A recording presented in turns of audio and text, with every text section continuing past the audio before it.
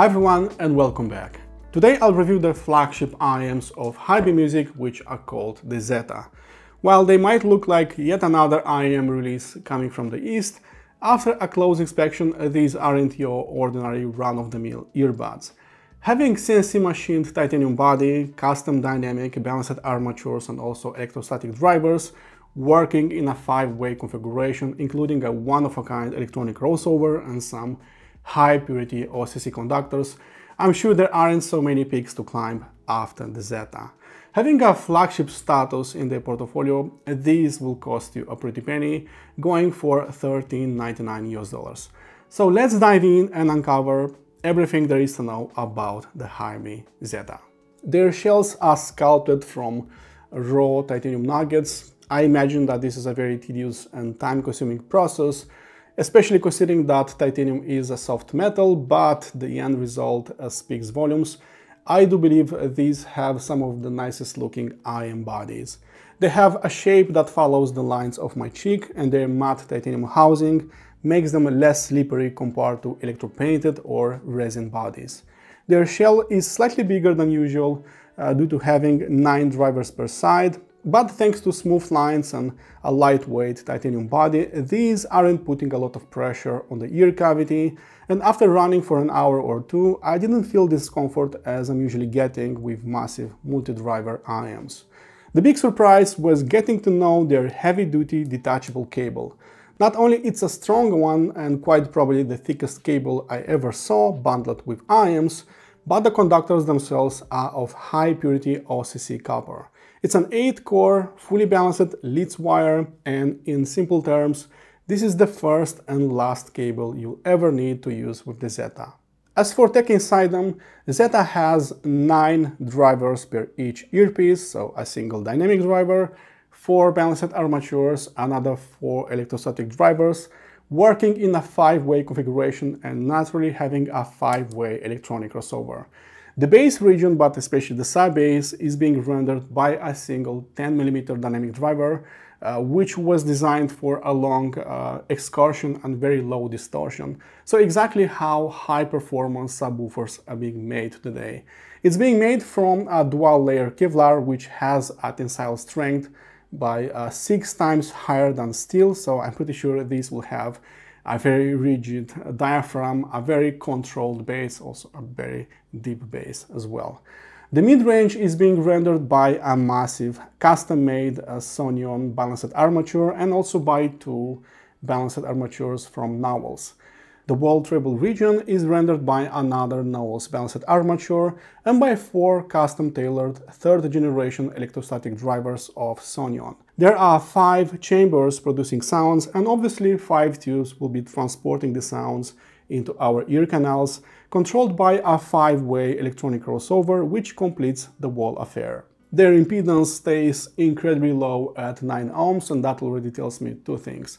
First of all, these can be used as noise sniffers for your portable or desktop headphone amplifiers, and secondly, they like a healthy dose of current intake coming from your source, so clearly they like some power. So this is everything you need to know about them. Let's hit some eardrums and let's check them out. Sound-wise, let's do it differently this time around, so I'll mention what impressed me the most about this, and then I'll tone down my excitement and tell you what wasn't as impressive on these ones. And let's start with dynamics and with transients.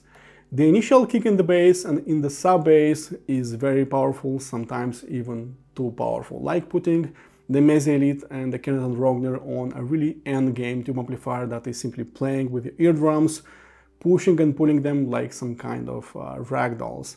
The bass quality, but also the bass quality, is nothing short of spectacular. It's slightly elevated from linearity, that is for sure, but goddamn, it's so freaking amazing, it's so fun and engaging. I don't remember hearing so fun and punch and visceral and deep rumbling basses on any IEMs. Forget about low quality subwoofers, these are providing you the quality of a really good rail subwoofer with the quantity of a CVC subwoofer. Many IEM makers tried to mimic the sound of a really good subwoofer, going with a turbine in the bass, maybe with very long ports stretching across their IEM bodies for a few centimeters. But all of those are paling in comparison with the HiBy ZETA in terms of bass quantity and bass quality. The bass, it's powerful, it's present when it needs to, it has long sustains and also very natural decays, but most importantly, it never spills over the lower mid-range. That is important.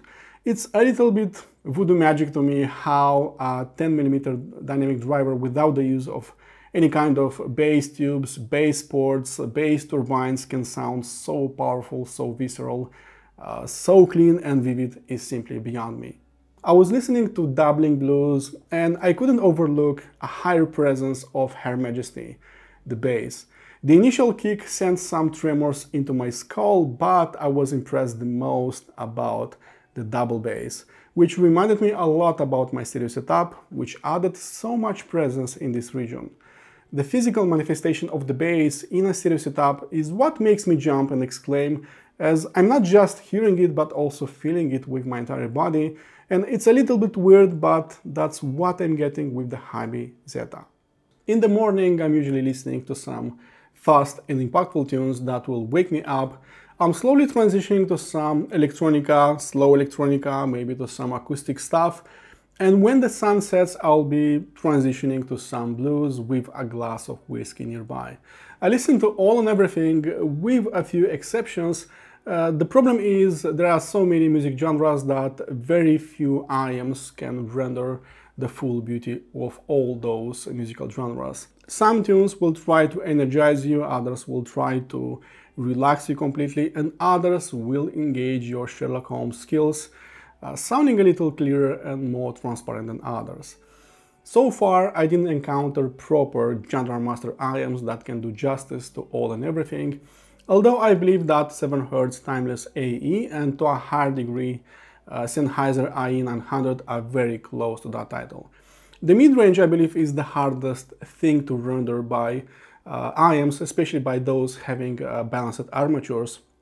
This region is so difficult to render that many IEM makers are just ignoring it completely, instead going with a V-shaped tonality, V-shaped frequency response, but not on HiBy's watch. I do believe that the ZETA have a wonderful mid-range performance. They sound sweeter and more natural compared to, say, FiOS Best FX15, FH9, even better compared to 7Hz Timeless, and in this regard they are approaching genre master headphones like Meze Elite and Keneton Rogner. In terms of resolution, let's be honest, what would you expect from a custom dynamic, a bunch of electrostatic and balanced armature drivers working in a 5-way configuration? There are several hi-fi brands that are trying to impress you with some fake drivers, putting somewhere between 8 to 24 drivers, trying to impress the masses with a very high driver count, but not so much with the sound quality. But hey, those aren't exactly hi-fi material. However, when I see a very high driver count and a price point that suggests high quality craftsmanship and the use of genuine parts, then I would think about two things: complicated crossovers and very impressive resolving abilities if the crossovers are properly engineered. I have quite a few IEMs that pass the 1 kilobyte barrier, but honestly, very few of them can compete with the ZETA in terms of very simple terms like resolution and transparency. Putting world-class drivers in a small metallic shell doesn't sound like a complicated task to do, right? But considering that all those 9 drivers are firing sounds inside your eardrums, you might get a congested, muddy sound that is lacking transparency, but that was not the case with the HiBy ZETA. It's a bit weird talking about the Soundstage in an IEM. You see, every IEM, being a vented design or not, cannot bypass the physical laws of our world. Regardless of how technical they are, smaller drivers will always deliver smaller sounds, and bigger drivers will always deliver bigger sounds. A 4-inch woofer will deliver a decent amount of air in your room, but an 8-inch woofer will deliver 4 times the air in the same space, basically filling every corner of your room with sounds. The same applies to IEMs and headphones. For example, from planar headphones, RZH Caribbeans are still the biggest sounding headphones I know, and from dynamic headphones, I do believe that Sennheiser HD800S are still the bigger sounding. With IEMs, we have much smaller drivers, which push lesser quantity of air into our eardrums, and since there isn't an air gap between the eardrums and the IEM body, the sound always appears playing inside your head. With that out of the way, a few IEMs can still image like crazy and surround your head with sounds. But generally speaking, when we have IEMs deep inserted into our ear canals, you'll be impressed a lot more by the stereo image and less so by the soundstage, and that's exactly what happens with the HiBy ZETA. In terms of frequency response, when Colma by Buckethead, Drum Solo by Gojira, and Perceiving All by Symbolico is at the edge of being painful to listen to, then you know you are dealing with bass head material. The mid-bass sounds like a frenzied berserker, but the real star of the show was actually the sub-bass, which was not only reaching those 20 Hz notes pretty easily, but also was nicely controlling, sustaining, and decaying all that madness very naturally. The mid-bass and the sub-bass are definitely elevated, so bringing some high energy levels in that department and a very strong kick in the lowest octaves. Most of my listening was done with a HiBy RS8 flagship digital audio player, which uses a network of resistors to convert those bits of information into analog signals. Although R2R DACs in general are regarded as sweet, natural, warm sounding, they went with a more reference tuning with the RS8, which was still blooming exceptionally with the Zeta, fully unlocking their potential. After enabling custom presets in the Darwin controller and picking the Zeta from the list, something happened with the harmonics, the frequency response didn't change, but the sound got smoother, fuller bodied, and weightier in the mid-range. Their tonality went from great to outstanding with a press of a button, and I now understand why HiBy recommends the Zeta with their flagship player. I don't get a faster treble and a slower bass delivery, so in the end we're getting a coherent sound that sounds about right.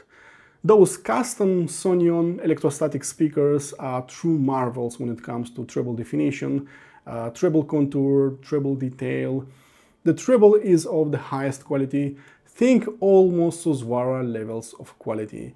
There is plenty of definition and detail that is almost redundant, giving you some extra explanations.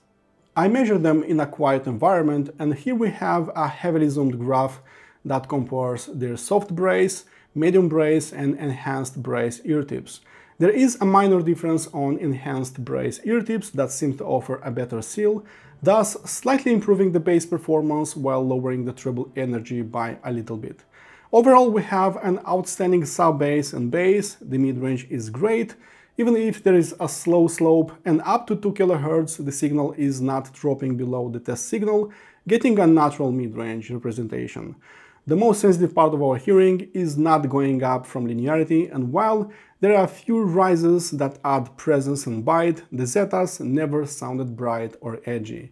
If you want to know a little bit more about them, here is their distortion, spectral decay, spectrogram, and waterfall. Feel free to pause at any point for a better analysis.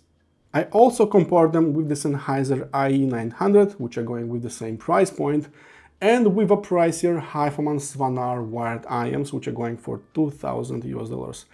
You'll be surprised by my findings, and you can check all of that in my written review, which I left below. Please check that out. Wrapping things up, my work as a reviewer is to hunt down all those strengths and flaws of the units that are being tested so you can make the right choice.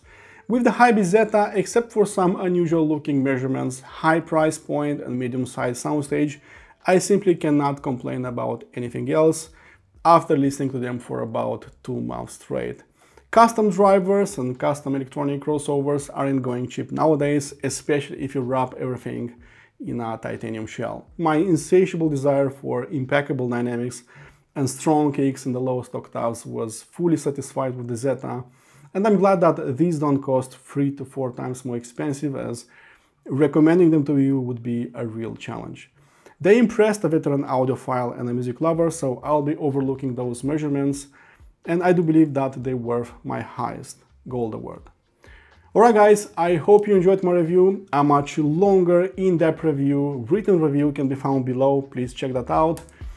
My name is Sando, and I'll see you very, very soon.